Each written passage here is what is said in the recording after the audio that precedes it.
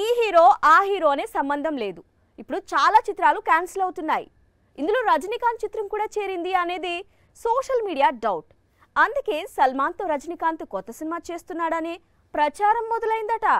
ఇంతకీ రజనీకాంత్ నటిస్తున్న ఏ సినిమాకు బ్రేక్ పడింది, ఏ పరిస్థితుల్లో పడింది? జైలర్తో కంబ్యాక్ ఇచ్చింది మొదలు రజనీకాంత్ డేట్స్ కు చాలా క్రేజ్ ఏర్పడింది. అందుకు తగ్గట్లుగానే సినిమాలు ప్లాన్ చేసుకుంటున్నారు సూపర్ స్టార్. ప్రస్తుతం వెట్టాయన్ మూవీ షూటింగ్ కంప్లీట్ అయింది. వచ్చే దసరా పండక్కి ఈ మూవీ రిలీజ్ ఉంది. ఈ సినిమా కంప్లీట్ అయిన వెంటనే కోలీవుడ్ స్టార్ డైరెక్టర్ లోకేష్ కనకరాజ్తో మూవీ లాక్ చేసుకున్నాడు. అదే కూలీ. లోకేష్ అనగానే ఖైదీ, విక్రమ్, లియో బ్యాచ్ గుర్తుకు వస్తుంది. అలా కాకుండా సూపర్ స్టార్ కోసం కూలీ అనే కథను రెడీ చేశాడు లోకేష్. జూన్ 2 లేదా 3వ వారంలో షూటింగ్ అన్నారు. ఇంతవరకు షూట్ స్టార్ట్ కాలేదు.